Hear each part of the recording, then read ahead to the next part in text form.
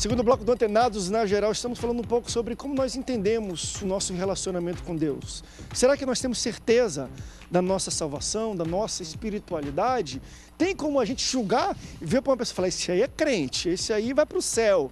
Não é, assim, pode parecer fácil, mas não é algo tão fácil assim não. Quem olhava para o ladrão da cruz, a gente acabou de falar, esse aí mesmo vai morrer, vai direto para o inferno. E ele foi para o céu, na mesma hora, estava com Deus para isso.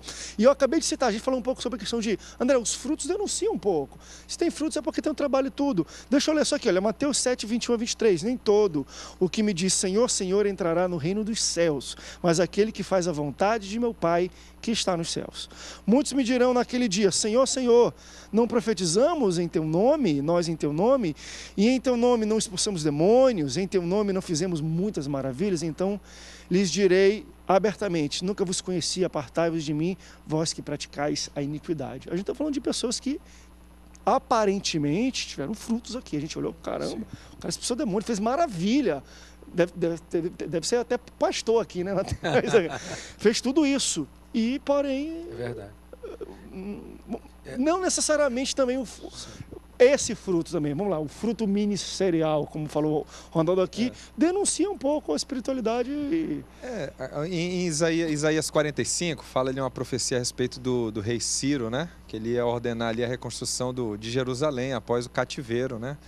E fala de Ciro como ungido de Deus, né? Cumprindo propósitos de Deus, mas a gente sabe que Ciro era até um rei pagão, inclusive, né? Então, não necessariamente significava que Ciro conhecia Deus, né? Que servia a Deus, que tinha essa comunhão com Deus, né? Mas ele cumpriu propósitos de Deus. Então, tem essa questão também de nós observarmos essa questão dos frutos ministeriais, né? Para que a gente não venha bater no peito, né? Dizer assim, não, mas olha, acabei de orar pelo irmão ali, rapaz, o paralítico andou, né? Foi eu. Não, foi no nome de Jesus, né? Foi para a glória de Jesus. Mas os frutos que a Bíblia realmente vai exigir, né?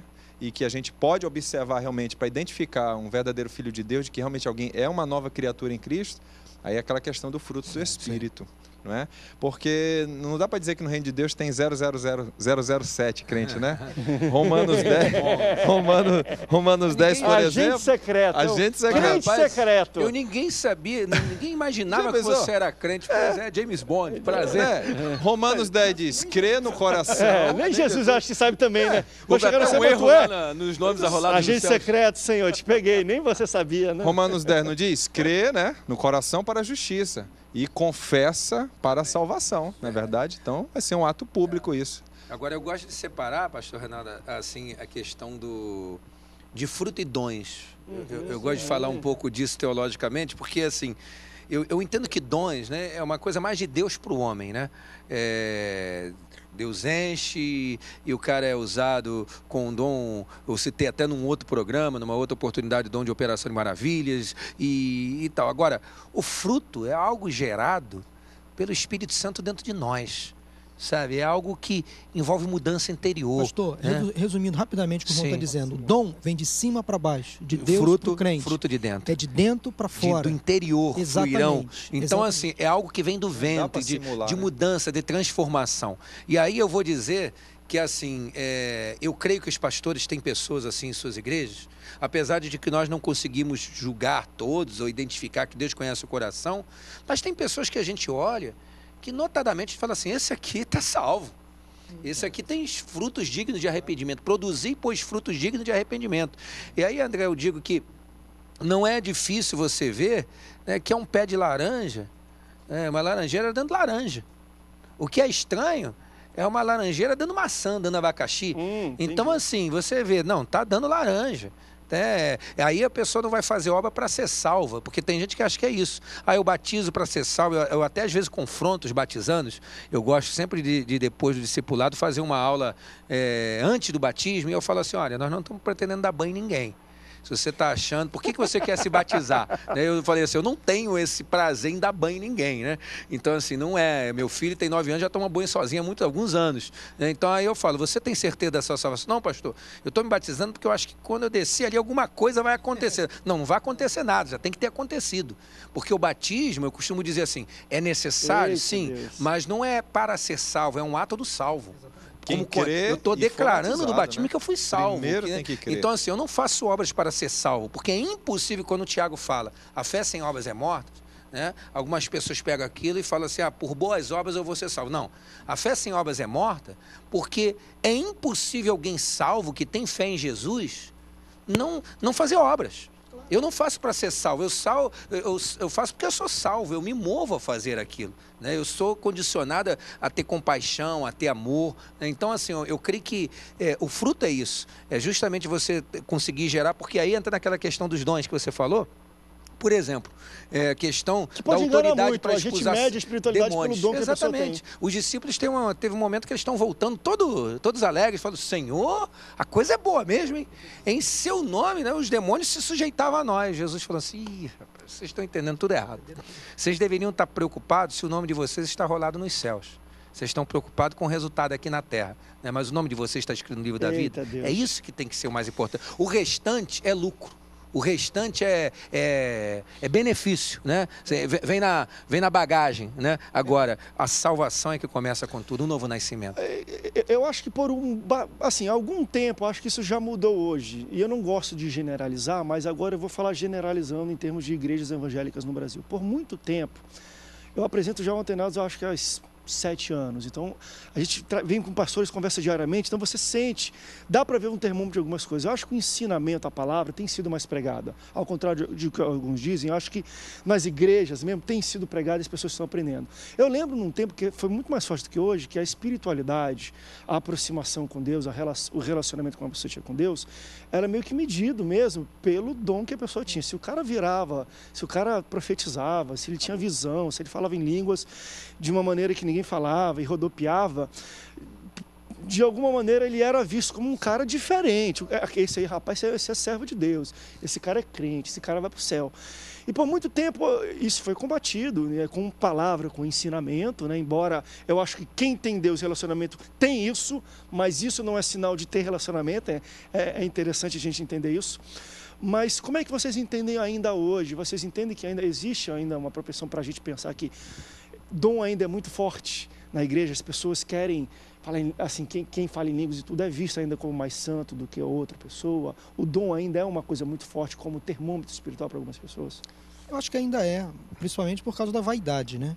A gente tem assim uma falsa sensação de que determinados dons dão mais projeção, dão mais visibilidade, as pessoas vão dar mais crédito. Deus é tão bom na distribuição dos dons, Ele é tão generoso, porque a palavra de Deus diz que nós devemos procurar com zelo os melhores dons. Nós conhecemos também que todo crente tem pelo menos um dom. Pelo menos um. E nenhum crente tem todos os dons. Senão ele ficaria autossustentável. Eu me basto. Virou o Deus da igreja, eu não preciso mais de ninguém. É um autossuficiente. Deus não divide a glória com ninguém, né? Ele vai virar um Deus ou um semideus, né? Então, assim, nós precisamos uns dos outros. O dom é dado por Deus ao crente para ele abençoar o reino de Deus, para que ele seja bênção na vida do outro, do próximo, e com isso glorificar o nome de Deus. Se ele usa esse dom para o seu próprio engrandecimento, para a sua própria vaidade, para o seu próprio orgulho, o mesmo Deus que dá, é o Deus que tira. E eu conheço muitas pessoas que foram injustas, infiéis com Deus no uso dos dons, e o Senhor simplesmente tirou, numa linguagem popular, usando o carioquês, puxou o tapete do cara. O cara caiu. Então a gente tem que ter muito cuidado que Deus dá dons para a glória dele, para a honra dele. Eu que tenho que diminuir. Aí todo dia eu tomo uma dose diária de João 3,30. Todo dia eu saio de casa tomando uma dose diária de João 3,30. Não faz mal, não há contraindicação. Importa que ele cresça e que eu diminua. Amém. Importa que o Senhor Jesus apareça, que eu fique escondido para que a glória dele se manifeste. Agora, dentro disso que o André está falando, né? Da pessoa que tem um dom, e o que o pastor falou, né, que acaba evidenciando mais, acaba tendo mais carisma. Mas é interessante que você falou, na hora da pergunta, que pessoas que antigamente a igreja não tinha tanto acesso a informações, a livros, a traduções, eu falo até pela Sociedade Bíblica, hoje inúmeras traduções, bíblias, né, de vários segmentos, Bíblia da família, Bíblia de liderança. Então, assim, e o que acontece? E programas como esse, que antes de 7 anos atrás, como você falou, não tinha. E até então, no início, era também uma resistência, até aí, vou lá para debater, e qualquer abertura para uma reflexão, alguns até entendiam como algo diabólico, né? Então, assim, hoje, dependendo da igreja, se a igreja tem ensinamento, quando o irmão lá levanta dando uma profecia, eu digo assim, vou dizer pela que eu pastorei, que eu entendo já pelo que eu conheço já dos pastores, pelo pouco tempo já a gente conhece, né? Quando esse homem levanta dando profecia, o povo que é instruído na Bíblia vão olhar assim, como é a vida desse meu irmão lá fora? E isso vai determinar se eles dão crédito ou não. Porque, na verdade, o que determina ele ser uma pessoa salva não é a profecia que ele está passando. Deus, agora, o que determina esse homem tem caráter lá fora? Como ele é como marido? Interessante que nós tive a honra de participar de um programa que você fez aqui sobre oração, né? E uma das orações que Deus não responde fala acerca do marido, que diz assim, olha, coabitai com vossa esposa com honra, entendendo que ela é vaso mais fraco, para que não sejam impedidas as suas orações. Então, assim, o marido crápula, o marido que desonra a esposa, e não trata como um vaso mais fraco, ele não tem oração respondida. Ele pode clamar em monte 7 mil vezes, campanha dos 70, e não vai acontecer. Agora, o que acontece? O que adianta? O cara profetiza, chega lá fora, é um preguiçoso, é um péssimo pai, péssimo marido, não cumpre seus deveres, não tem crédito em lugar nenhum, porque compra e não paga. Ele tem um ministério curto. Porque mas as pessoas não dão crédito. O próprio espírito que dá o dom, testifica o dom no grupo. Então, se uma pessoa está se levantando na igreja com o dom da profecia, a igreja o Espírito Santo vai testificar no coração daquelas pessoas que aquela pessoa tem o dom. E vai dar valor, vai dar crédito àquela pessoa. Agora, não podemos também entrar por um caminho perigoso de endeusar aquela pessoa. Perfeito. De fazer dela um ser especial, superior. Os dons são complementares. Eles se complementam, eles não se anulam. Não há um dom que seja superior ao outro. Paulo fala sobre isso. Agora, pastor, deixa eu só entrar numa vertente, porque assim, eu sei que o Espírito testifica, mas eu entendo que vai ter lugares, pela falta justamente da palavra, da maturidade do ensino, que acaba que muitas vezes tudo que está se fazendo ali em nome do Espírito, e de repente o Espírito não está tendo nem oportunidade. Por exemplo, eu digo por mim mesmo. Acho que isso cai dentro do que ele fala. A mesma pessoa que profetiza, mas como o Espírito não está ali, ele profetiza em nome dele, ou de espiritualidade, as pessoas que também estão lá ouvindo ele, não tem espiritualidade, também recebem. E recebem, pelo mesmo Espírito dele. Eu recebo mesmo, e traduz, e não sei o que, e fala. Eu digo. Não tem nada de Espírito Santo. Eu gosto. Eu sou pastor de uma igreja, se fizer a pergunta, qual cunho que você é pentecostal, a sua igreja é pentecostal, eu falo para nós, para nossa igreja, quando nós somos pentecostais. Mas quando alguém pergunta, se não é dentro da igreja, pergunta, sua igreja é pentecostal, pastor? Eu já paro, dentro do que eu tenho de visão de igreja pentecostal, eu fico um pouco constrangido de dizer que sou uma igreja pentecostal. Porque eu creio nos dons espirituais para o dia de hoje. Eu creio no avivamento, eu creio em milagres. Né? Eu tenho muitas igrejas e pastores, amigos meus, e missionários que não estão em igrejas classificadas, pastores líderes classificados como pentecostais, mas aqueles homens creem em Deus, em poder de Deus e têm experimentado milagres. Então, quando a pessoa me faz essa pergunta, eu respondo a ele, qual é o seu conceito sobre pentecostalismo?